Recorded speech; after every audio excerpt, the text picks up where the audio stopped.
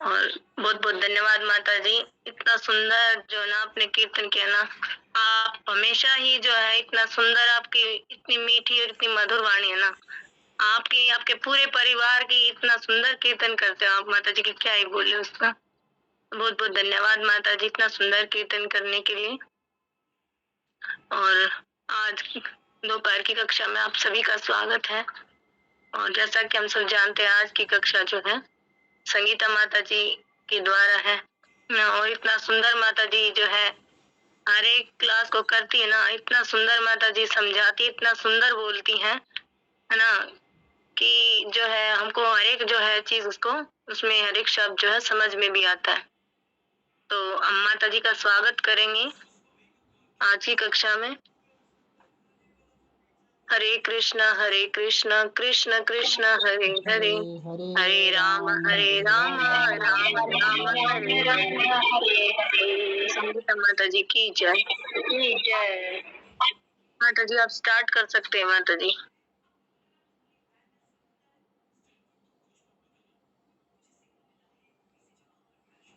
माता जी कौन सी प्रार्थना पहले बोलनी है माता जी?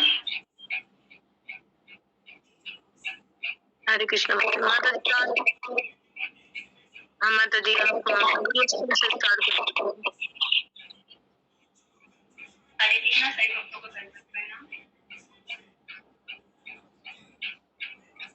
संसारिदा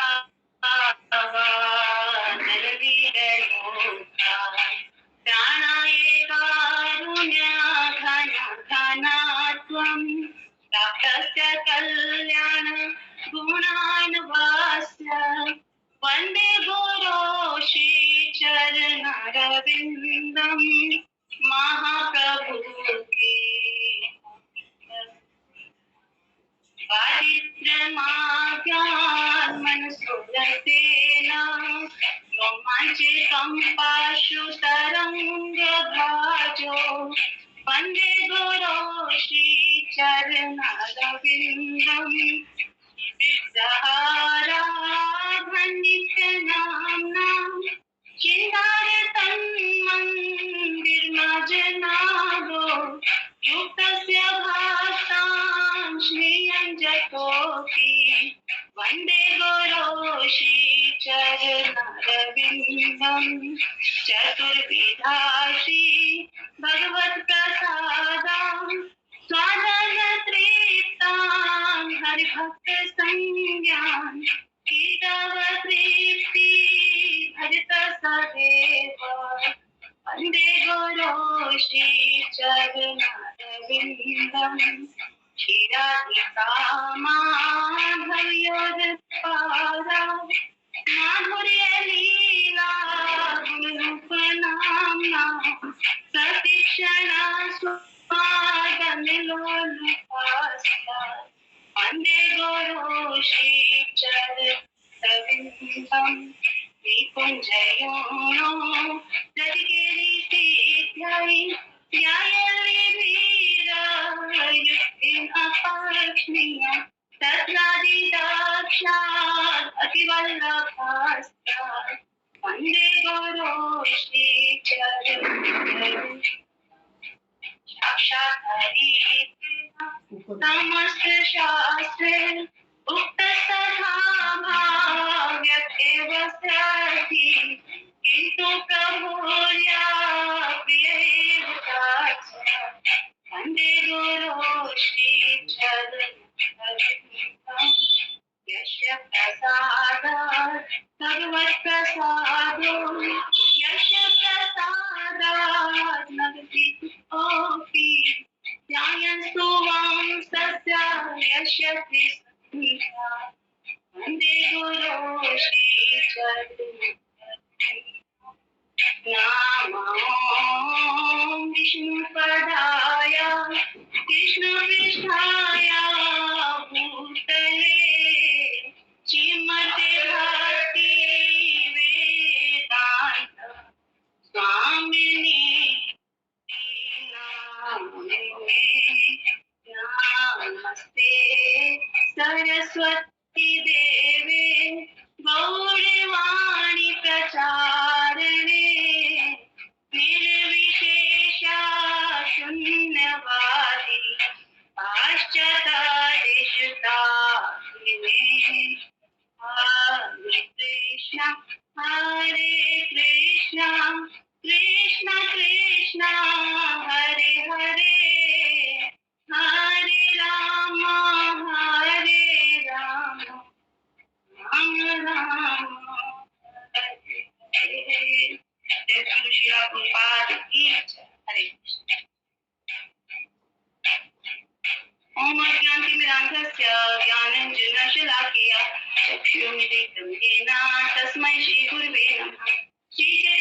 मनोभीष्टं स्थापितं येन भूतले तं रूपं कदा मह्यं ददाति स्वयं पदान्तिकम् अन्तेऽहं श्रीगुरो श्रीयुतापदकमलं श्रीगुरो वैष्णवश्च श्रीरूपं साग्रजातं सहगं रघुनाथान्वितं तं सजीवं साद्वैतं सावधूतं परिजनसहितं श्रीकृष्णचैतन्यदेवं श्रीराधा कृष्णपादान् सहगं ललिता श्रीविशाखान्वितांश्च कृष्ण करुणा सिंधु दीनबंधु जगत्पते गोपेश गोपिका कांत राधाकांता नमस्तुते सप्तिकांचन गौरंगी राधे वृंदावनेश्वरी वृक्षभानुसुते देवी प्रणमामि हरिप्रिये मंशा कल्पतरुभिक्षा कृपा सिन्धुभ्यः च पतितानं पावनेभ्यो वैष्णवेभ्यो नमो नमः।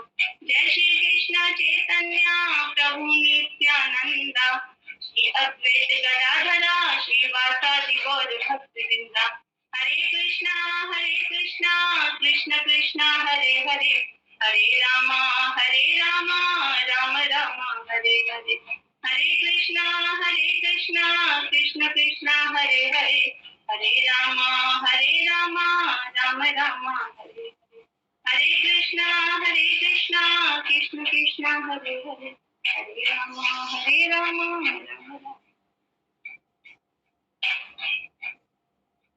हरे कृष्णा। आप सभी भक्तों की चरणों में दंडवत प्रणाम और आप सभी भक्तों का इस मंदिर काली कक्षा में स्वागत है। और मैं सभी से प्रार्थना करना चाहती हूँ, कृपया मुझे आशीर्वाद दें कि मैं 2 शब्द बोल पाऊँ और यदि मुझे तो क्षमा कीजिएगा। हरे कृष्णा। ओम नमो भगवते वासुदेवाय। ओम नमो भगवते वासुदेवाय। ओम नमो भगवते श्रीमद् भगवद गीता यथारूप अध्याय 2 गीता का 7 श्लोक 46। यावनर्थ उत्पानि सर्वतः संपुलितो सर्वेषु वेदेषु ब्राह्मणस्य विजानतः। अनुवाद तथा तात्पर्य जगद्गुरु श्रील एक छोटे से कूप का सारा कार्य एक विशाल जलाशय से तुरंत पूरा हो जाता है। इसी प्रकार वेदों के आंतरिक तात्पर्य जानने वाले को उनकी सारी प्रयोजन सिद्ध हो जाते।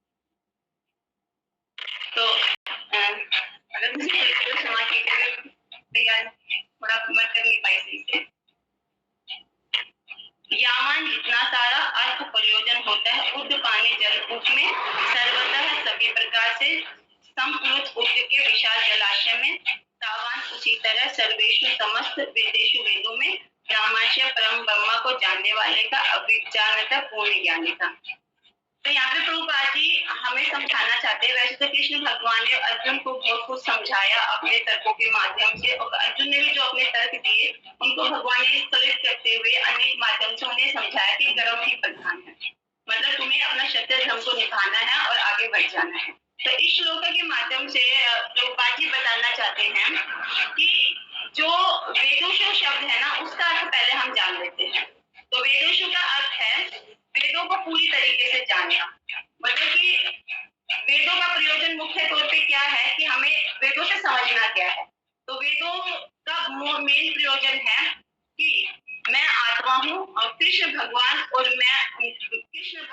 है, मैं उनका नित्य दास हूँ और मेरा परम धर्म क्या है, भगवान की सेवा करना। तो सभी जितने भी वेद है ना, उनका मुख्य जो भाव है वो यही है। लेकिन हम वास्तव में भौतिक जगत में आके करते क्या है, मैं हूँ, मैं, मेरा परिवार है, मेरी पत्नी है, मेरा बच्चा है और मैं ही इनका स्वामी हूँ। तो ये सब आने से क्या होता है, हम भौतिक संसार में फंस जाते हैं और जो हमारा मुख्य धर्म है हम उसे भूल जाते हैं। तो वेद को समझने का मेन जो हमारा प्रयोजन है वो ये है कि सारे वेद पढ़कर हमें करना क्या है, हमें इसका मूल करना क्या है। तो वेद जब हम समझते हैं तो हमें समझ में आ गया कि हम कौन है और हमारा ध्येय क्या है। तो वेद जो होते हैं उनका सारांश यही है कि हमें अगर सारे वेद पढ़ लिए और उसके बाद हमने ये नहीं समझा कि वास्तव में इसका मुख्य तत्व करने का कोई भी फायदा नहीं है। जिस प्रकार से ब्रह्मा जी थे, ब्रह्मा जी ने वेदों की रचना करी, तो वेदों की रचना उन्होंने कर दी, लेकिन उनके हृदय को संतुष्टि नहीं मिली थी। संतुष्टि क्यों नहीं मिली थी? क्योंकि उन्होंने जितने भी वेद लिखे उसमें संपूर्ण तरीके से कर्मकांड थे और अलग-अलग बातें, जैसे पीछे भी आया था, कौन सा यज्ञ करने से हमें स्वर्ग की प्राप्ति होगी, कौन सा यज्ञ करने से हमें धन की प्राप्ति होगी। तो इस तरीका उसमें मर्म था, लेकिन जो मुख्य मर्म था भगवान कृष्ण, वो उसमें शामिल नहीं था। और जिसमें कृष्ण शामिल नहीं है तो ब्रह्मा जी को संतुष्टि कैसे मिल सकती थी? तो वो असंतुष्ट थे। तो नारद उन्होंने अपने गुरु को याद किया, नारद मुनि जी उनके सामने प्रकट हुए और उन्होंने कहा कि भाई मुझे बिल्कुल भी संतुष्टि नहीं हो रही, मैंने इतने वेदों की रचना कर दी लेकिन मेरा मन शांत नहीं है। तो उन्होंने बताया कि आपने सारे वेद लिखे, लेकिन उन वेदों का जो मेन मूल तत्व था वो तो आपने लिखा ही नहीं। वो कौन है? भगवान श्री कृष्ण। अगर आप इसमें भगवान कृष्ण के बारे में कुछ लिखोगे, बताओगे, तभी आपकी आत्मा को प्रसन्नता मिलेगी, क्योंकि आत्मा का परम सुख क्या है? भगवान की सेवा, भगवान कृष्ण। तो जब तक हम आत्मा का ध्यान नहीं करेंगे तब तक हमें कोई सुख नहीं मिल सकता। तो उसके बाद ब्रह्मा जी ने श्रीमद् भागवतम की रचना की, तो उसमें क्या था? भगवान कृष्ण की सारी लीलाएं शामिल थी। तो हमें ये समझना चाहिए कि हम चाहे कोई भी कार्य करें, लेकिन अगर उसमें कृष्ण शामिल नहीं है तो हमें कभी भी संतुष्टि नहीं मिलेगी, कभी भी आत्मा को सुख प्राप्त नहीं होगा।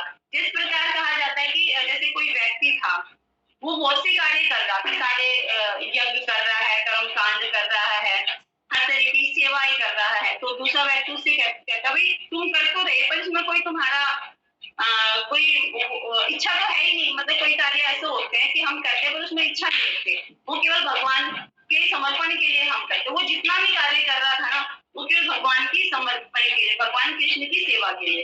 तो दूसरे व्यक्ति ने कहा भाई तुम तो मूर्ख हो, तुम कर भी रहे हो और उसमें कुछ इच्छा भी नहीं शामिल कर रहे हो। तो वो बताते हैं कि मैं जो कुछ कर रहा हूँ भगवान की प्रसन्नता के लिए कर रहा हूँ। तो भगवान संपूर्ण है, मैं जो करूंगा भगवान उसे समर्पित करेंगे और मेरे लिए जो अच्छा होगा वो स्वयं कर देंगे। मतलब उसने इच्छा नहीं रखी, वो केवल आत्मा के सुख के लिए, भगवान की प्रसन्नता के लिए सारे कार्य कर रहा था। तो भगवान जब कृष्ण की सेवा में हम अपने आप को शरणागत कर देते हैं तो भगवान उसके सभी कार्य को पूरे कर देते हैं। तो उस वक्त को कुछ सोचने या कुछ करने की आवश्यकता नहीं पड़ती। तो यही है कि हमें भगवान की शरणागति हमेशा ही रखनी चाहिए। जिस पर इस भौतिक जगत में हम, अब इसमें एक एग्जांपल आता है ना, नलकूप। भौतिक जगत में क्या है? नलकूप है। कोई भी कार्य करना है हमें नल से पानी लेना पड़ता है। तो बताते हैं कि पहले जमाने में क्या होता था कि अलग अलग कुएं खोदे जाते थे। जैसे एक कुएं से नहाने के लिए पानी लिया जा रहा है, एक कुएं से पीने के लिए पानी लिया जा रहा है, एक कुआं होता है स्पेशल ठाकुर जी की सेवा के लिए। उसमें से केवल ठाकुर जी की सेवा के लिए ही जल लिया जाता था। उन्हें स्नान कराना है, उन्हें खाना, उनके लिए भोज बनाना है, इस तरीके से। लेकिन कुएं भी वहीं खोदे जाते थे जहाँ पे नदी नहीं होती थी। तो नदियां क्या होते हैं? बहता जल होता है, वो हमेशा ही पवित्र रहता है। तो जो कार्य हम कुएं से कर सकते हैं वो कार्य हम नदी के बहते जल से भी कर सकते हैं। तो मैं कहना मतलब कुएं पे जाएंगे, हमें पानी निकालना पड़ेगा नहाने के लिए, पानी निकालना पड़ेगा खाना बनाने के लिए, पानी निकालना पड़ेगा कपड़े धोने, मतलब हर कार्य के लिए हमें कुछ ना कुछ मेहनत करनी पड़ेगी। लेकिन अगर हम जलाशय के पास है, नदी के पास है, तो ये सारे काम स्वयं में ही हो जाएंगे, एक ही बार में सारे काम हो जाएंगे। तो इसलिए यहाँ पे कहा गया कि जैसे वेद है, वेदों का जो श्रीमद् भागवत हम पढ़ लेते हैं तो सारे वेदों का ज्ञान हमें प्राप्त हो जाता है, क्योंकि कृष्ण का अगर हमने ध्यान कर लिया, कृष्ण को समझ लिया, तो हमें सारे वेद उपनिषद पढ़ने की जरूरत नहीं है। वास्तव में हमने भी अपने जीवन में देखा, जैसे मेरे पास एक लेडीज आती है, वो कहती है कि मैं बचपन में गुरुकुल में पढ़ी हूँ, मैंने सारे वेद पढ़ रखे, लेकिन वो है क्या? आर्य समाजी। मैंने उनसे कहा कि आपने सारे वेद पढ़े तो भी आप आर्य समाजी भगवान कृष्ण की पूजा कर रहे, तो मतलब वेद पढ़ने का फायदा क्या हुआ? तो कहा कि वेद हमने पढ़े लेकिन उसमें हमने कृष्ण को नहीं जाना, तो हमारा वेद पढ़ने का, उपनिषद पढ़ने का कोई भी फायदा नहीं है। तो इसी प्रकार जैसे कूपों से हम अलग अलग पानी भरते जा रहे हैं, लेकिन जब जलाशय पे पहुंचेंगे तो उन सबका मर्म हमें जलाशय पे मिल जाएगा। तो उसी तरीके से हमें वेदों के मतलब मुख्य जो भाव है उसको समझना चाहिए कि वो क्या है? भगवान कृष्ण है। कि जैसे हम बता सकते हैं कि जो भक्त होते हैं, भक्ति करता है भगवान की, उसे सभी कर्म कांडों के फल स्वतः ही मिलते चले जाते हैं। जैसे कर्म कांड करने से क्या होता है? स्वर्ग की प्राप्ति होती है, और स्वर्ग की प्राप्ति करने के लिए इंसान क्या करता है? उनकी इच्छा क्या, कहते हैं ना कि ये काम करेगा तुम्हें स्वर्ग की प्राप्ति होगी, वहां तुम्हें सुंदर सुंदर अप्सराएं मिलेंगी, तुम्हें खाने के लिए पीने के लिए सोमरस मिलेगा, मतलब पता नहीं क्या क्या प्रलोभन हमें देते हैं। लेकिन भक्तों का प्रॉब्लम क्या होता है, गोलोक, क्योंकि जब स्वर्ग में भी हमारी मृत्यु होती है ना, तो वापिस हम कहाँ आते हैं, धरती पे ही आते हैं। तो इसलिए हमें क्या करना है, भगवान कृष्ण को समझना, उनके शरणागत होना है। तो वेदयुष का अर्थ हम समझ जाते हैं कि वेद को जानना वेद का निचोड़ है, और भगवान को जानना, भगवान से हमारा क्या संबंध है, हमारा प्रमुख कार्य क्या है। तो आगे हम बढ़ते हैं कि वेदों के कर्मकांड विभाग में वर्णित अनुष्ठानों एवं यज्ञों का ध्येय आत्म साक्षात्कार के कर्मिक विकास को प्रोत्साहित करना है। और आत्म साक्षात्कार का ध्येय भगवत गीता के 15वें अध्याय 15.15 इस प्रकार स्पष्ट किया गया है कि वेद अध्ययन जगत के आदि कारण भगवान कृष्ण को जानना है। अतः आत्म साक्षात्कार का अर्थ है कृष्ण को तथा उसके साथ उसके शास्त्र समझ को समझना। जैसे अभी हमने ऊपर अनुवाद के माध्यम से इस बात को समझा था कि वेदों का मुख्य ध्येय क्या है। तो यहाँ पे ये पैराग्राफ में भी यही आ जा रहा है कि 15.15 में भगवान कृष्ण बताते कि जो आदि कारण जो भगवान है, जो उसको समझ लेता है, वो उसको आत्म साक्षात्कार का ज्ञान हो जाता है कि भगवान का प्रकट कैसे हुए, भगवान अप्रकट कैसे हुए, भगवान के जितने कार्य वो दिव्य है, भगवान अलौकिक, मतलब हर चीज क्या है, भगवान कृष्ण है। जो इस चीज को समझ गया कि मैं कौन हूँ, मेरा भगवान से रिश्ता क्या है, मेरा मेरा कार्य क्या है, तो उसको आत्म साक्षात्कार का ज्ञान स्वतः ही हो जाता है। कृष्ण के साथ जीवों के संबंध का भी उल्लेख भगवत गीता के 15वें अध्याय में 15.7 में हुआ है। जीवात्मा भगवान के अंश स्वरूप है, अतः प्रत्येक जीव द्वारा कृष्ण भावनामृत को जागृत करना वैदिक ज्ञान की सर्वोच्च पूर्ण अवस्था है। श्रीमद् भागवत में इसकी पुष्टि इस प्रकार हुई है। अहोवत सुप्रचो अतो गरियान यजिहाग्रे वर्तते नाम दुभ्यम के पुस्तक से जुहु शशुर आर्यक्रमनुनानम तेनांतियेते। हे प्रभु, आपके पवित्र नाम का जाप करने वाला भले ही चांडाल जैसे निम्न परिवार में क्यों ना उत्पन्न हुआ है, किंतु वह साक्षात्कार के सर्वोच्च पद पर स्थित होता है। तो यहाँ पे बता रहे हैं कि जो भगवान का नाम है ना, भगवान से भी बड़ा है।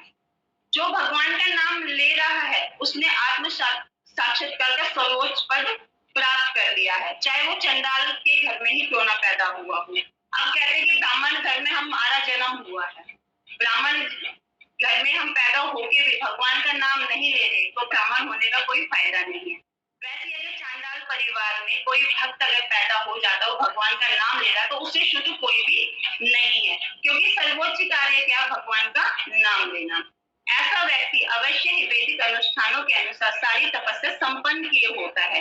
मतलब बताया कि चांडाल परिवार में अगर भक्त पैदा हुआ है ना, शायद उसने कुछ ऐसा गलती करी होगी जिसकी वजह से वो चांडाल परिवार में पैदा हो, लेकिन उसने पुनर्जन्म में अपने सारे अनुष्ठान, सारी तपस्याएं, सारे यज्ञ पूरे किए हैं, सारे तीर्थस्थान उसने पूरे किए हैं, तभी उस व्यक्ति ने इस कुल में भक्त के रूप में जन्म लिया। जैसे हिरण्यकश्यप था, उनके परिवार में प्रहलाद महाराज पैदा हुए जो कि शुद्ध भक्त हुए। तो इसी प्रकार हमें ये नहीं देखना कि सामने वाला क्या है, उच्च है, निम्न है, क्या, हमें ये देखना कि सामने वाला कर क्या रहा है। अगर वो हरि का नाम जप रहा है तो समझ लो उससे बड़ा कोई भक्त नहीं है। कहते हैं कलयुग में जो सबसे बड़ा हमें जो बेनिफिट मिल रहा है, जब से सबसे ज्यादा हमें जो उपहार मिल रहा है वो कृष्ण नाम का ही है। अगर हम कृष्ण नाम को ध्यान पूर्वक करते हैं तो हमें भगवान की शरणागति अवश्य मिलेगी। हमें किसी भी चीज की चिंता करने की कोई जरूरत नहीं पड़ेगी। हमें किसके लिए शरणागत होना पड़ेगा, भगवान के। तो भगवान समझाते हैं कि पहले के जो मतलब कि वेद है ना, वेदों में यही सब कुछ बताया गया, तो हमें वेद ज्यादा पढ़ने की जरूरत नहीं है। कोई कहना है तुमने वेद को पढ़ा ली तो तुम कैसे बता सकते हो उसके अंदर क्या है, क्योंकि हम क्या पढ़ रहे हैं, श्रीमद् भागवतम पढ़ रहे हैं, श्रीमद् भगवत गीता पढ़ रहे हैं, जिसमें बताया गया कि भगवान कृष्ण ही परम भगवान है ना।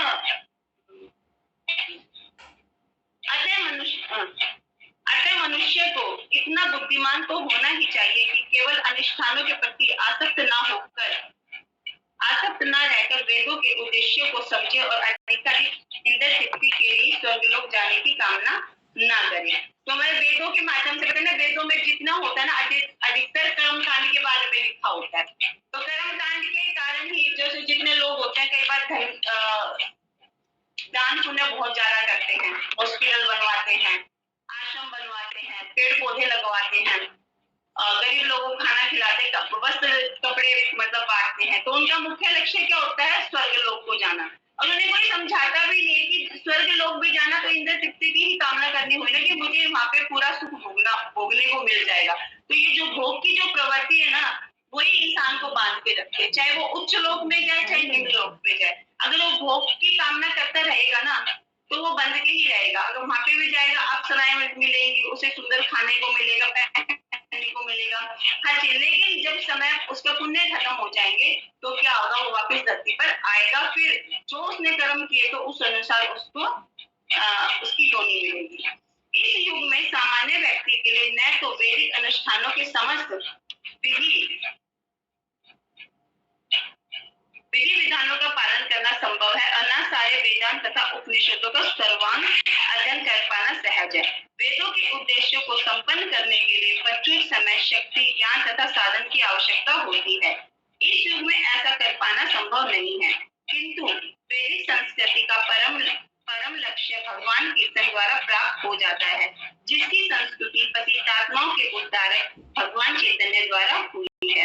जब चैतन्य से महान वैदिक पंडित प्रकाशानंद सरस्वती ने पूछा कि आप वेदांत दर्शन का अध्ययन न करके एक भावुक की भांति पवित्र नाम का कीर्तन क्यों करते हैं? तो उन्होंने उत्तर दिया कि मेरे गुरु ने मुझे बड़ा मूर्ख समझकर भगवान कृष्ण के नाम का कीर्तन करने की आज्ञा दी। अतः उन्होंने ऐसा ही किया और वे पागल की भांति भावनुमत हो गए। इस कलयुग में अधिकांश जनता मूर्ख है और वेदांत दर्शन समझ पाने के लिए पर्याप्त शिक्षित नहीं है। वेदांत दर्शन के परम उद्देश्य की पूर्ति भगवान के पवित्र नाम का कीर्तन करने से हो जाती है। वेदांत वैदिक ज्ञान की ही पराकाष्ठा है और वेदांत दर्शन के प्रणेता तथा ज्ञाता भगवान कृष्ण है। सबसे बड़ा वेदांती को तो वह महात्मा है जो भगवान के पवित्र नाम का जप करने में आनंद लेता है। संपूर्ण वैदिक दर्शनवाद का यही चरम उद्देश्य है। तो अब ये हम समझ सकते हैं इसको पढ़ के कि इस युग का जो युग धर्म क्या है, वह भगवान कृष्ण चैतन्य महाप्रभु जो ये बताते हो कृष्ण के रूप में आकर ये बताते हैं, कली काले काम रूप कृष्ण अवतार। इस कलयुग में भगवान कृष्ण के नाम के रूप में अवतार लिया है। हरे कृष्ण कृष्ण कृष्ण हरे हरे, हरे राम राम राम हरे हरे। मतलब ये महामंत्र के रूप में भगवान कृष्ण ने अवतार लिया है। तो इतने यज्ञ, इतने अनुष्ठान, इतने मंत्र और इतने वेद पाठ करने की कोई आवश्यकता नहीं है और ना हम कर पाएंगे। क्यों नहीं कर पाएंगे? कहते कि सतयुग जो था ना, वो ध्यान का युग था। उसमें क्या था कि लोग ध्यान करते थे, उनकी उम्र कितनी थी? लाखों वर्ष की उम्र थी। अगर वो अपना गृहस्थ जीवन भी बिता ले, हर कार्य कर ले, तो उनके पास इतना समय था, इतनी उम्र थी कि वो ध्यान से अपना तपस्या कर सके और वो उस समय उनका शरीर उन्हें सपोर्ट करता था। लेकिन आज के जमाने में हमारा शरीर हमें सपोर्ट नहीं करेगा और ना ही हमारे पास इतनी उम्र है कि हम तपस्या कर सके और अपने मन को मतलब तपस्या में लगा सके। तो इसे जब त्रेता युग आया तो उसमें क्या प्रधान हुआ? यज्ञ। तो यज्ञ उस समय वैसे ब्राह्मण थे, इतने शुद्ध ब्राह्मण थे, उनकी संस्कृत उच्चारण इतना शुद्ध था कि वो सब कुछ कर सकते थे। लेकिन आज क्या है? आज ना तो शुद्ध सामग्री है और ना शुद्ध ब्राह्मण है और तो शुद्ध ब्राह्मण नहीं है, उतना उच्चारण भी नहीं है, ना इतनी शुद्ध मट्टी है कि कहते हैं ना यज्ञ, जैसा हम इस फोन में देखते जब यज्ञ वहां पे होता है तो हर एक चीज की पवित्रता पे विशेष ध्यान दिया जाता है। चाहे वो ईंट हो, पत्थर हो, रुई हो, घी हो, दूध हो, मतलब हर चीज का इतना ध्यान रखा जाता है कि उसको हम त्रेता युग से भी मतलब कि जोड़ सकते हैं कि उस समय में भी इस तरीके का भाव होता होगा। लेकिन आज ब्राह्मण में वो भाव नहीं है, आज हमारे पास वो शुद्ध वाणी नहीं है, आज हमारा शुद्ध उच्चारण भी नहीं है। फिर क्या हुआ? द्वापर में क्या हुआ? द्वापर में बड़े बड़े मंदिर बनाए जाते थे, बड़े बड़े विग्रहों की सेवा की जाती थी। लेकिन आज क्या बड़े मंदिर बनाना संभव नहीं है। अभी बड़ा मंदिर बनाने का प्रयास किया जा रहा है तो उस पर भी देखो कितनी ही मतलब कि उसका विरोध किया गया। आखिर मंदिर क्यों बना रहे? इससे अच्छा हॉस्पिटल बनाए जाए, क्योंकि उन्हें पता ही नहीं कि मंदिर बनाने का मुख्य लाभ क्या है। क्योंकि हमारी आत्मा जो भगवान का अंश है और आत्मा को परमात्मा से जोड़ना है, उसकी शरणागत करना है, तो हमें आध्यात्मिक राह को अपनाना ही पड़ेगा। पड़ेगा, चाहे वो मंदिर हो, चाहे भक्त हो, और चाहे साधु संत हो, चाहे हमारे वेद ज्ञान हो, चाहे हमारे शास्त्र हो। लेकिन क्या आज इतने बड़े मंदिर बनाना संभव भी नहीं है, लेकिन फिर भी इस्कॉन बहुत मतलब इतना प्रयासरत है इतने बड़े बड़े मंदिर बनाने के लिए। लेकिन अगर बना भी रहे हैं तो हम ये देखेंगे वहाँ कितने लोग आते हैं, कितने भक्त वहाँ पे जुड़ रहे हैं। क्योंकि हमारा जो इस्कॉन है, चाहे जो बड़े बड़े वो क्या चाहते हैं कि इस कलयुग में भी सब हरि का नाम ले, मतलब भक्त बने और अपना जो मुख्य देह है उसे पहचाने। तो ये जो अब जो हमारा जो चैतन्य महाप्रभु आए तो उन्होंने हमें क्या दिया, हरि नाम मंत्र दिया, हरे कृष्ण महामंत्र का जप दिया। वो क्यों दिया?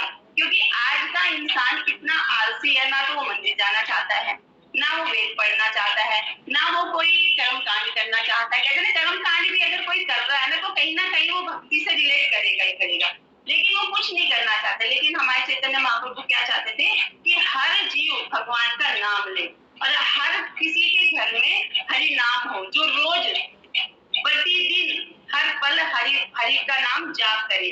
हरे कृष्णा कृष्ण कृष्ण हरे हरे, हरे राम राम राम हरे हरे। तो प्रत्येक पल जब हरि मंत्र करेंगे, संकीर्तन करेंगे, तो उससे सब कुछ संपूर्ण हो जाएगा। मतलब जब हम हरि के भाव को समझेंगे तो हम कहते हैं ना कि कितने लोग आजकल के लोग क्या होते हैं, बहुत ज्यादा डिप्रेस रहते हैं, बहुत ज्यादा टेंशन में रहते हैं, क्योंकि हर चीज को मैं से रिलेट करते हैं, मैं करता हूँ, मैं करती हूँ, मैं करता हूँ। तो इसके भाव से क्या होता है, जब कुछ हो नहीं पाता ना फिर वो परेशान हो जाता है। लेकिन जब हम कृष्ण का नाम लेते हैं, कृष्ण को केंद्र मान लेते हैं, तो हम इन सब चीजों से बच जाते हैं। हम देखते हैं अपने टेंपल में ही जाके देखते हैं, जब हम भक्तों के चेहरे को देखते हैं, उनके चेहरों पे कितनी रौनक रहती है, कितना उनके चेहरे पे एनी टाइम स्माइल रहती है। तो ये भौतिक संसार और आध्यात्मिक संसार में ना जमीन आसमान का फर्क हम भक्तों के व्यवहार से ही समझ सकते हैं। और वैसे भी कहा जाता है कृष्ण भक्ति करेला सर्व संपन्न होए, कि आपने कृष्ण की भक्ति करी है ना तो सब कुछ संपन्न हो गया समझो, और कुछ भी हमें करने की आवश्यकता नहीं है। तो इसलिए हरे कृष्ण मंत्र करना, और इसलिए कहा जाता है जो हरे कृष्ण मंत्र है ना उसको करो। हम जैसे लोगों को समझाते हैं, बताते हैं, तो वो उस बात को समझने को तैयार होते ही नहीं। खाली नाम लेने से क्या हो जाएगा, हमें कुछ प्रयास तो करना पड़ेगा ना। जब तक हम प्रयास नहीं करेंगे तो नाम कौन सा जादू कर देगा। जैसे कई बार मैं स्कूल में भी मैंने बोला कि मैडम थोड़ा मतलब कि बच्चों को बताना चाहिए कि हमारी मतलब संस्कृति क्या, हमारा सनातन क्या, हमें भगवान का नाम। पहले हम देखते थे जब छोटे थे ना, हमारे घर में ही हमें सिखाते थे कि भगवान के सामने माथा टेक के जाओ, भगवान को प्रणाम करो, मम्मी पापा को प्रणाम करके जाओ, और विद्यालय के अंदर जाओ तो वहाँ टीचर्स को भी प्रणाम करो। लेकिन अब ये क्या बिल्कुल खत्म होता जा रहा है, समाप्त होता जा रहा है। इस वजह से जो कलह का युग है हावी होता जा रहा है हमारे ऊपर। हमारे जो संस्कार है, हमारे जो कर्म क्रिया, वो सब कुछ ये इन सबको सब फॉर्मेलिटी समझते हैं। देखते ना पैर भी छूते, पहले पैर छूते थे, चरणों को हाथ लगाते, लेकिन अब तो क्या होता है वो पूरी कमर तक भी नहीं झुकाते, मतलब घुटने तक ही पैर चला जाता है। तो जो हमारे महाप्रभु थे उन्हें पता था कि आने वाला जो जीव है ना बहुत ज्यादा आलसी होगा, वो कुछ नहीं करना चाहेगा। तो उन्होंने हमें क्या दिया, हरे कृष्ण महामंत्र का जाप। तो इसी प्रकार कहते हैं कि जो हमने कृष्ण का नाम लिया, हमने कृष्ण को समझा, तो हमें सारे वेदों को समझ लिया। तो इसलिए हरे कृष्ण मंत्र करना और साथ ही साथ प्रामाणिक भक्तों के संग में भगवत गीता को समझना, यही माध्यम है इस मनुष्य जीवन के लक्ष्य के उद्देश्यों को पूरा करने का। जैसे कि हमारा उद्देश्य क्या होना चाहिए, हमें पता रहना चाहिए हमारा उद्देश्य भगवान कृष्ण, हमारा लक्ष्य कौन है, भगवान कृष्ण।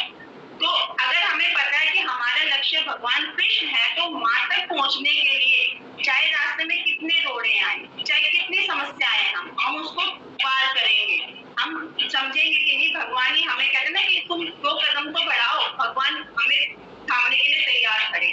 तो इन विघ्नों से हम डरेंगे नहीं और आगे बढ़ते चले जाएंगे। इसलिए जरूरी क्या, हरिनाम करना और भक्तों का संग करना और वेदों का अध्ययन करना, वो भी परंपरा से रिलेट है, परंपरा के गुरुओं से जो हमें समझा उसको समझना। अब जैसे एक उदाहरण लेते हैं, जैसे कि अब देखा जाए जैसे हम कोई गाड़ी खरीदते हैं, तो गाड़ी हमने किस लिए खरीदी है, केवल पार्क करके रखने के लिए, उसका यूज करने के लिए। हम उसको कहीं लेके जाना, चाहे घूमने जाना, चाहे टेम्पल जाना, कहीं पे भी जाना है, तो पार्क करने के लिए तो नहीं खरीदी है। अब जैसे हमने मोबाइल लिया है, मोबाइल किस लिए लिया है, उसको यूज करने के लिए, उसमें वीडियो देखने के लिए, संकीर्तन सुनने के लिए। भक्त तो यही करेगा, अगर अभक्त होगा तो वो फालतू के शॉर्ट्स वगैरह देखेंगे, चाहे ब्लॉग्स वगैरह देखेंगे, लेकिन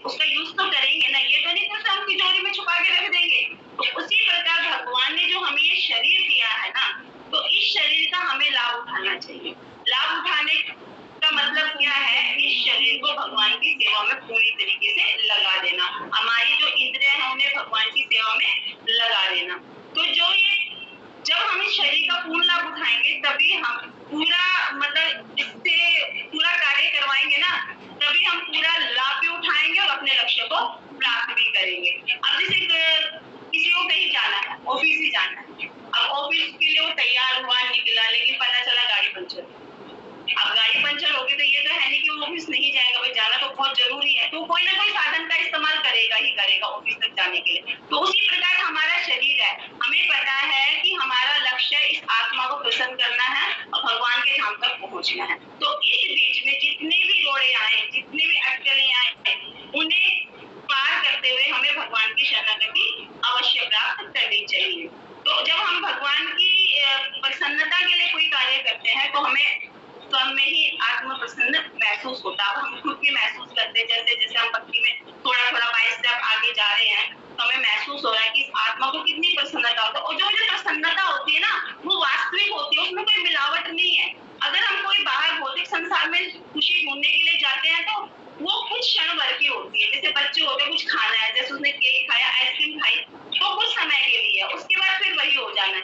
लेकिन जो हम आत्मा के लिए जो कार्य करते हैं, आत्मा की प्रसन्नता के लिए जो कार्य करते हैं ना, वो जो सुख होता है, वो आनंद होता है, वास्तविक होता है। तो वही है कि हम आत्मा की प्रसन्नता के लिए और अपने ध्येय की प्राप्ति के लिए हरि मंत्र को हमें धारण करना ही होगा और भक्तों का संग करना ही होगा। प्रामाणिक गुरु से भगवत गीता का अध्ययन करना ही होगा। और जब हम इनको करें और हमारे मन में कोई शंकाएं आए, कुछ हमें जानने की इच्छा हो, तो वो हमें अपने शिक्षा गुरु से पूछना भी चाहिए। इससे क्या होगा, हमारे मन को शांति भी मिलेगी और आनंद भी मिलेगा और इस आत्मा को पुष्टि भी मिलेगी। तो हमें समझने का मतलब इसलिए जो श्लोका का जो मेन भाव क्या है कि हमें ज्यादा के चक्कर में नहीं पड़ना है। जो मुख्य तत्व है भगवान कृष्ण, उन्हीं को समझना है, उनको ही अपने अंदर धारण करना है और जो भी कार्य करना है भगवान की प्रसन्नता के लिए करना है। जैसे कल भी जैसे बता रहे थे कक्षा में कि कृष्ण को ही हमें केंद्र बनाना है। मतलब भगवत गीता का जो सार क्या है, भगवान कृष्ण ही है। जो भी हमें करना भगवान की प्रसन्नता के लिए ही करना है। जैसे इसमें जितनी सुंदर चैतन्य महाप्रभु सेवक बन के आए थे, वो महाप्रभु भगवान कृष्ण स्वयं थे, लेकिन वो क्या बन के आए थे, सेवक बन के आए थे। दास बन के क्यों आए, हमें समझाने के लिए, क्योंकि उनको पता था आने वाले समय के जो लोग होंगे ना, हर चीज का पुख्ता प्रमाण मानते हैं। तो पुख्ता प्रमाण हमारे पास है, लेकिन वो स्वीकार नहीं करना चाहते। स्वीकार क्यों नहीं करना चाहते, क्योंकि वो सब ये करना ही नहीं चाहते। जैसे कि निराकारवादी लोग भगवान को क्या बोलते हैं, निराकार है, क्यों बोलते हैं, क्योंकि वो सेवा नहीं करना चाहते। और जबकि शरीर का मुख्य ध्येय क्या है, केवल सेवा करना, भगवान कृष्ण को समझना।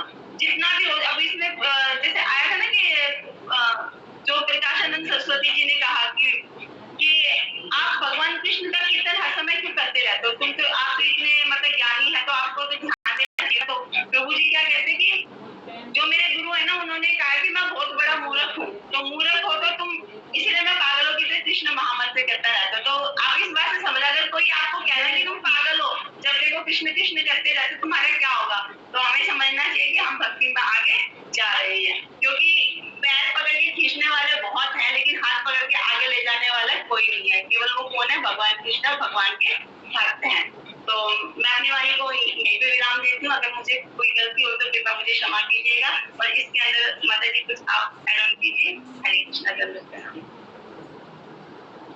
हरे कृष्ण। बहुत सुंदर माता जी आपने ना श्लोक को किया। माता जी इसमें और इतना ज्यादा कुछ नहीं है बोलने का।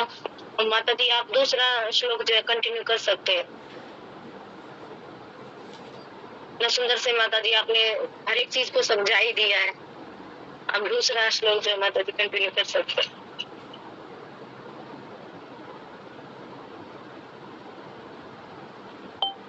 माता जी आप अनम्यूट कीजिए माता जी।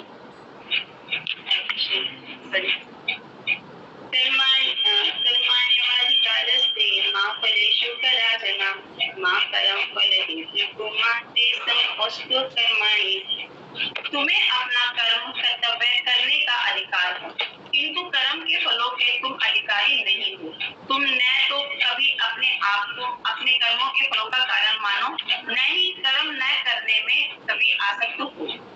यहाँ पर तीन विचारणीय बातें हैं, कर्म, स्वधर्म, विकर्म तथा अकर्म। कर्म स्वधर्म वे कार्य है जिनका आदेश प्रकृति के गुणों के रूप में प्राप्त किया जाता है। तो यहाँ पे भगवान कहते हैं ना कि अधिकतर लोग क्या बात बोलते थे, कर्म ही प्रधान है, कर्म ही प्रधान है। तो कर्म ही प्रधान है, तो कौन से कर्म प्रधान है, ये तो हमने सुना ही नहीं। कर्माण्यवाधिकारस्ते मा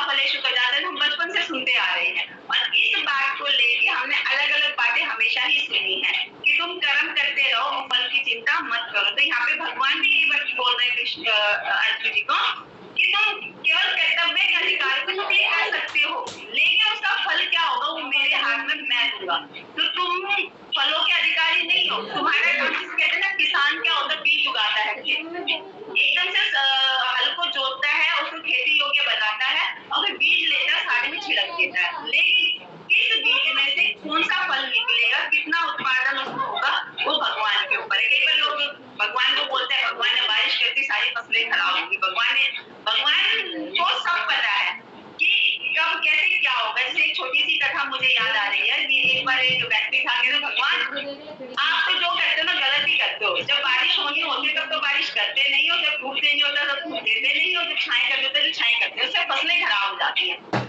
तो भगवान ने कहा अच्छा, क्योंकि इंसान की ये आदत है कि वो हमेशा दोषारोपण किस पे करते हैं, भगवान पे। अगर सब कुछ अच्छा हो रहा है तो मैं कर रहा हूँ और जहाँ कुछ गड़बड़ हुआ तो भगवान ने किया। तो बोले ठीक है बेटा तुम ही संभालो। तो मतलब जो साल भर का जो प्रोविजन होता है उसके ऊपर छोड़ दिया। अब क्या था, उसने खेती करी, मतलब हल को जोता, खेत में पूरी उगाई करी, बीज बो दिए, समय पर वर्षा करी, समय पर धूप लाई, समय पर छाया करी, सब कुछ किया और बाढ़ भी नहीं लाई। अब क्या हुआ, जब फसल उग के निकली ना तो उन फलों में कोई स्वाद था ही नहीं। मतलब जो बीज होना था, जो मौसम का जो फल होना था, उसमें कोई भी स्वाद नहीं था, क्योंकि वो केवल अपना कार्य कर सकता है, लेकिन जो परिणाम है ना वो तो नहीं दे सकता ना। अब उसने बीज भी उगाए, खाद भी डाली, बारिश भी करी, धूप भी दी, लेकिन जो फसलों का जो स्वाद होता है, फलों का जो स्वाद हो तो उसमें आया ही नहीं, क्योंकि उसमें क्या जरूरत है, चंद्रमा का एंड समय है ना। कहते हैं ना भागवतम में हमने पढ़ा है कि वनस्पतियों में जो स्वाद है, फलों में जो स्वाद है, सब्जियों का जो स्वाद है, वो क्या है, चंद्रमा की शीतलता के ही कारण है। सब चीज पे ध्यान दिया, पर जब चंद्रमा जिस समय निकलता है वो तो उन्होंने ध्यान ही नहीं दिया। मौसम की जो हवाएं होती है किस तरह बहानी है वो भी भगवान को ही पता है। तो हर चीज का जो करता है ना वो कौन है, भगवान श्री कृष्ण है। तो इस वजह से तो हमें ये नहीं सोचना चाहिए कि मैं कार्य कर रहा हूँ तो इसमें मुझे सफलता मिलेगी ही मिलेगी। नहीं, कार्य हम कर सकते हैं, कार्य करने का हमारा अधिकार है पूरा, लेकिन उसका फल क्या मिलेगा वो भगवान के हाथ में है। कई बार ये बहस की हो जाती है, कई वजह से कि हम कहीं जा रहे होते हैं तो कुछ मिस्टेक हो जाती है, लेट हो जाती है, तो सामने वाला कहता है कि 10 मिनट पहले निकलते ना तो तुम वहाँ पे पहुंच जाते।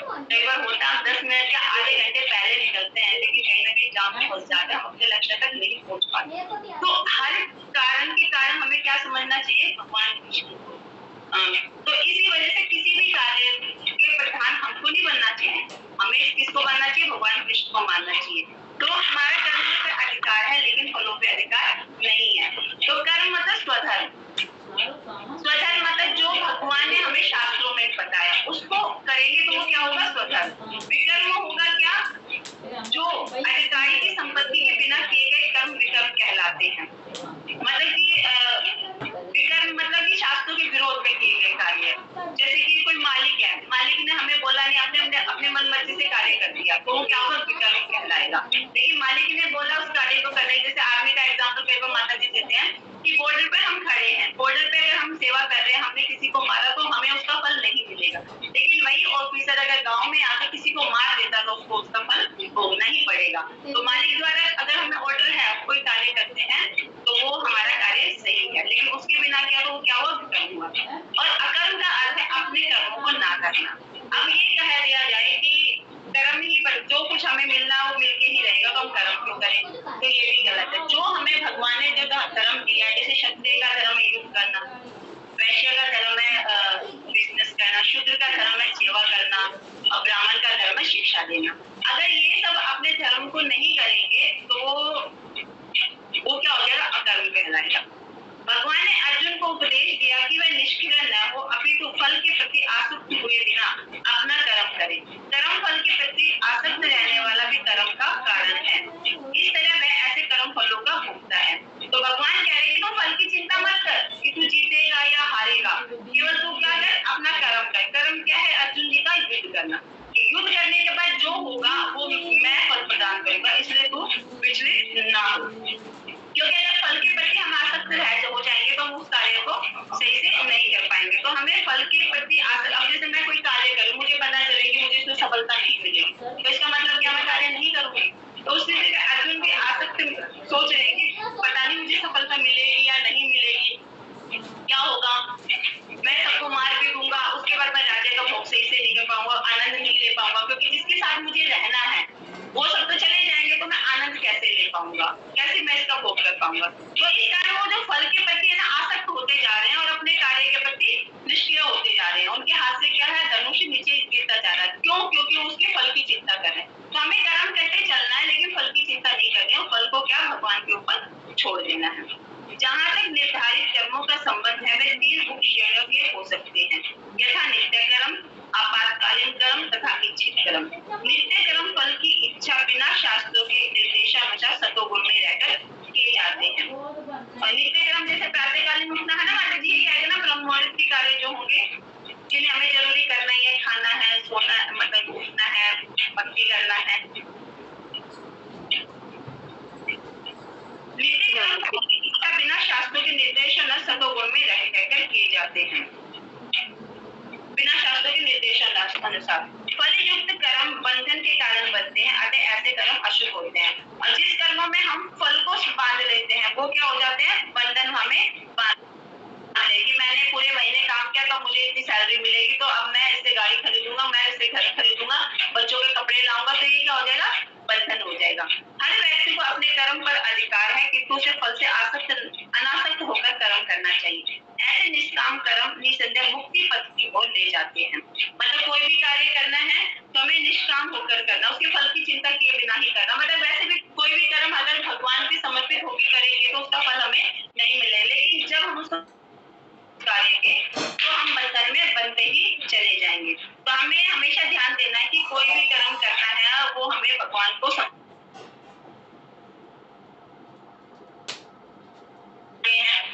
चाहे हम पढ़ाई कर रहे हैं, जैसे बच्चे होते हैं पढ़ाई करते हैं तो उनका क्या भाव रहता है कि मैं पढ़ाई कर रहा हूँ तो इस पढ़ाई से जो मुझे मिलेगा वो भगवान को ही समर्पित करूंगा। कई बार होता है ना बच्चे का, भगवान प्लीज मेरे अच्छे नंबर लाके दे देना, भगवान को ही मतलब से प्रार्थना करते हैं। तो ये क्या हो जाता है, उनकी फल की चिंता नहीं होती, केवल अपने प्रयास को करते चले जाते हैं। अतः भगवान ने अर्जुन को फलासक्ति हो जाए कर्म स्वधर्म के रूप में युद्ध करने की आज्ञा दी।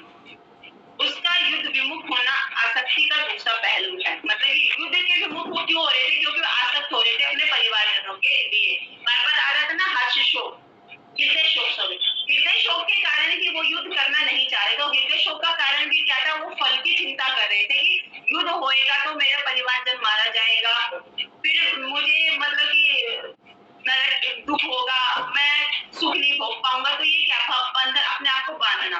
तो भगवान ने क्या बोला सीधा कि तुम कर्म फल की चिंता मत करो, केवल क्या करो, तुम अपना धर्म का पालन करो। तो उसी प्रकार यह शरीर हमें मिला है केवल धर्म का पालन करने के लिए। लेकिन धर्म हमारा क्या, धर्म को हम समझते हैं हमारी ड्यूटी जो हमें कार्य करने हैं वो, लेकिन उसमें जब भगवान को शामिल नहीं करेंगे ना तो वो क्या हो जाएगा, बंधन का कारण बन जाएगा। हम बंधते चले जाएंगे, इस भव सागर से हम कभी भी पार नहीं निकल पाएंगे। तो भव सागर से हमें पार होना है तो भगवान की शरणागति हमें लेनी पड़ेगी। कहते ना भव रोगी, हम कौन है, भव रोगी है, इस भव सागर में फंसे हुए हैं और उस रोग को बार बार जन्म मृत्यु के चक्कर में फंस के आए जा रहे हैं। ऐसी आसक्ति से कभी मुक्ति पद की प्राप्ति नहीं हो पाती। यदि हम आसक्त रहेंगे, बंधन में बने रहेंगे तो हमें मुक्ति कभी प्राप्त नहीं होगी। हमें बार बार माँ के गर्भ से जन्म लेना पड़ेगा, फिर इस धरती पे आना पड़ेगा और अपने कर्मों के अनुसार हमें योनियां भोगी चली जाएंगी। अगर हम भक्ति पद पे रहकर कार्य करते हैं तो क्या होगा, हमें भगवान का आशीर्वाद मिलेगा और आने वाला जन्म जो होगा वो भी हमें मनुष्य शरीर मिलेगा और हम भक्ति में आगे बढ़ पाएंगे। जैसे पिछले के श्लोक में आया था ना कि जैसे हमने 2% भक्ति करी है तो हमें क्या 3% से चालू होगी। तो इसलिए इस जन्म में क्या हमें पूर्ण तरीके से भक्ति करनी है और आसक्ति रहित होकर करनी है, अपने कर्तव्यों का पालन करना है। आसक्ति चाहे स्वीकारात्मक हो या निषेधात्मक, वह बंधन का कारण है। केवल कहते हैं कि मेरा तो कर्म है, मैं कार्य करूँ, जैसे केवल चोरी होता हूँ, कहता है क्या कि मैं चोरी कर रहा हूँ अपने परिवार के लिए तो कर रहा हूँ, तो गलत क्या है इसमें। तो वो क्या बंधन का कार्य, कि गलत तो गलत ही है। जैसे मेरा कर्तव्य है, मुझे कमाना है, अपने बच्चों को पालना है, तो इसमें गलत क्या है। लेकिन गलत क्या है, चाहे वो अब इसमें भगवान चाहे वो स्वीकारात्मक हो चाहे निषेधात्मक हो, वो हमें बंधन में बांध के ही रखेगा। अकर्म पापमय है और हमने कोई कर्म नहीं किया तो पापमय करेंगे। आप तो भक्ति में आगे चलो हरिद्वार और छोड़ो घर बार, तो ये भी क्या है, अकर्मी है, पापी कहलाए, क्योंकि हम अपने कर्तव्य से विमुख हो रहे कर्तव्य है, तो कर्तव्य विमुख नहीं होना है। कर्तव्य करते करते हमें भक्ति का भी साथ देना है।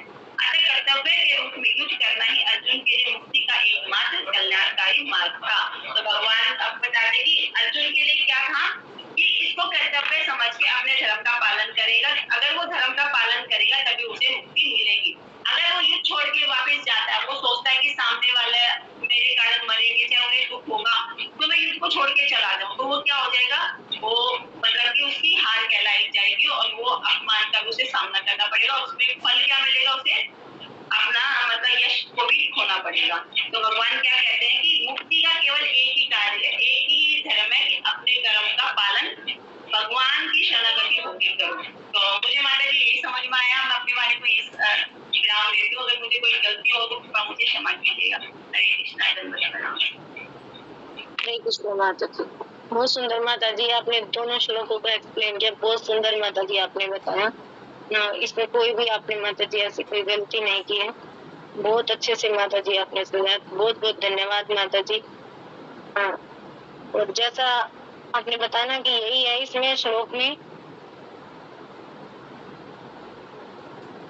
श्लोक संख्या 46 में यही ना कि एक छोटे से कूप का सारा कार्य एक विशाल जलाशय से तुरंत पूरा हो जाता है। इसी प्रकार वेदों के आंतरिक तात्पर्य जानने वालों को उनके सारे प्रयोजन सिद्ध हो जाते हैं। इसमें स्पष्ट यहाँ पे बताया गया कि जैसे जो है छोटे छोटे कुएं ना बनवाए अगर हम, तो उसका जो है छोटे छोटे कुएं जैसे हम बनवाते थे पहले गांव में, आपने बताया भी है ना, उसी तरह जो है उनका सारा कार्य, एक अगर जलाशय है ना, एक अगर नदी है, उसी में सारे कार्य जो हो सकते हैं ना। उसी तरह जो है इसमें जो वेदों के जो आंतरिक तो तात्पर्य जानने वाले के ना, जो वेदों के अंदर जो दिया गया है ना, अगर उसको कोई अगर समझ ले है ना, जैसे हमने पीछे समझा कि जो है वेदों को हम कैसे समझने का प्रयत्न करते हैं ना, सकाम कर्म के लिए है ना, अपनी इंद्रिय तृप्ति के लिए ना। इसमें जैसे दिया गया कि कर्म कांड के जो विभाग है वेदों में, हम उसको समझने का प्रयास करते हैं, क्योंकि हमारे पास कोई ऐसा कोई जो गुरु नहीं होता जिससे हम जो उसको समझ सके। लेकिन हमें एक ऐसे गुरु का आश्रय लेना होगा जो हम वेदों में जो है ना, जो उनका तात्पर्य है ना, जैसे यहाँ पे दिया गया आंतरिक तात्पर्य, जो उसको हमें जो है पूर्ण तरीके से समझा सके और हम उसको समझ सके, तो हमें उसके लिए जो गुरु ग्रहण जो है करना ही होगा।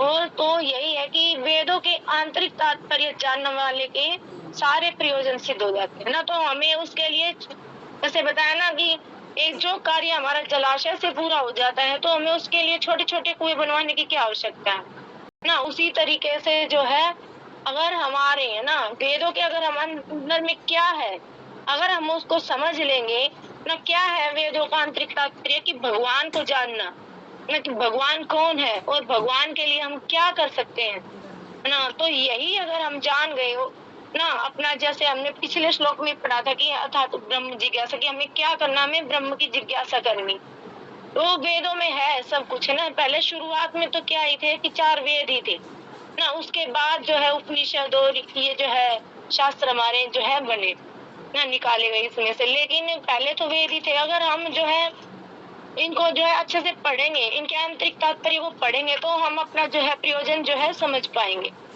है ना। और उसमें क्या है उनके अंदर कि हमें भगवान को जानना है ना, भगवान के लिए कर्म करना है ना, भगवान का ही नाम लेना है। और जैसा इस तात्पर्य में प्रभुपाद ने बताया ना कि चैतन्य महाप्रभु ने भी हमें क्या दिया ना, महामंत्र दिया, भगवान का नाम जप करना ना, जो है कृष्ण के नाम का जो हमें कीर्तन करने की आज्ञा दी है ना, कृष्ण के नाम का जो है कीर्तन करो। तो इसमें जो है यही है। और दूसरा जो है कर्मण्यवाधिकार से माँ फलेषु कदाचन ना माँ कर्म फलेषु तुर्भु माँ के संगो सोई कर्मणि, है ना, कि तुम अपना कर्म करने, तुम्हें जो है अपना कर्म करने का अधिकार है, किंतु कर्म के फलों के तुम अधिकारी नहीं हो ना, कि हम क्या कर्म कर रहे हैं ना, हम उसके अधिकारी हैं। उसके बाद हमें क्या फल मिलता है उसके हम जो है अधिकारी नहीं ना, क्योंकि फल देने वाले कौन है, भगवान। तुम ना तो कभी अपने आप अपने कर्मों के फलों का कारण मानो, ना ही कर्म ना करने में कभी आसक्त हो ना। तो भगवान जो है इस श्लोक में अर्जुन को समझा रहे हैं कि तुम जो अपना कर्तव्य करो, तुम अपना कर्म करो है ना, क्योंकि कर्म तो जो है मनुष्य का जो है करना ही है उसको तो, है ना।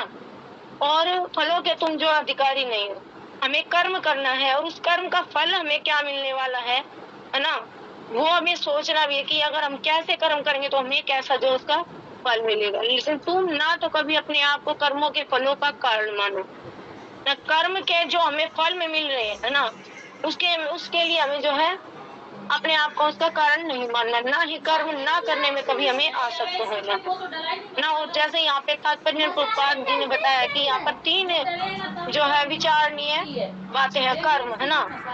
3 तरह के यहाँ पे कर्म पाएंगे, कर्म, विकर्म तथा अकर्म ना। कर्म जो है हमारा जो स्वधर्म है, वे कार्य जो हम नित्य करते हैं ना, जिनका आदेश जो है प्रकृति के गुणों के रूप में प्राप्त किया जाता है, उसमें हम ये नहीं देखते हैं कि इसका क्या फल मिलने वाला है। और जो विकर्म है, हम विकर्म उसको ऐसे समझते हैं कि जो कार्य हम करते हैं वो पापमय है ना, जो कार्य हम अपनी तुष्टि के लिए करते हैं, है ना। इसको हम समझ, जैसे कोई अगर सैनिक है ना, कोई युद्ध करता है तो अगर वो जो देश के लिए युद्ध करे तो उसे इनाम मिलता है, और अगर वही युद्ध वो अपने लिए करता है तो उसको हम विकर्म बोल सकते हैं, है ना। अपने लिए, अपनी तुष्टि के लिए जो कार्य किया गया तो क्या उसको क्या बोलेंगे, विकर्म ना। उसमें जो है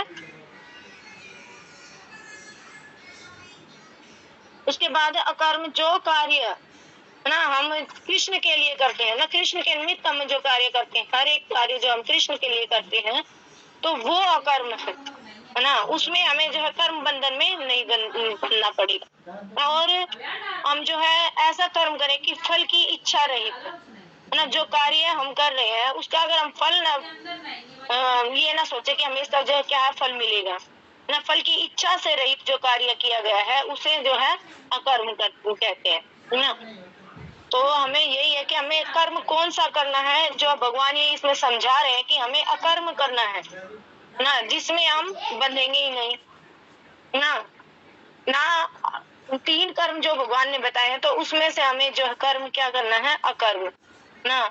सकाम कर्म और विकर्म और अकर्म। सकाम कर्म जो हमें अपने लिए, जिससे हम फल पाना चाहते हैं, और विकर्म जो काम हम करते हैं वो जो है हम अपनी तुष्टि के लिए करते हैं, और अकर्म जो हम कृष्ण के लिए कार्य करते हैं ना, कृष्ण के निमित्त जो कार्य करते हैं वो अकर्म। तो यही मेरे को इतना ही समझ में आया इससे कि हमें जो है भगवान ने, जैसे यहाँ बताना, भगवान ने अर्जुन को फल आसक्ति रहित होकर कर्म ना, जो फलों की जो आसक्ति है उससे रहित होकर कर्म के रूप में युद्ध करने की आज्ञा दी। तो ये जो है आज्ञा हमारे लिए भी कि हमें कैसा कर्म चाहिए, अकर्म करना चाहिए ना।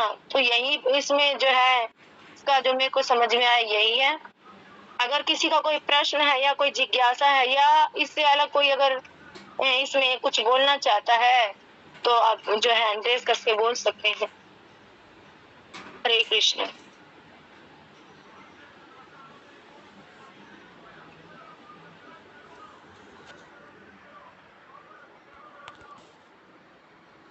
हरे कृष्णा।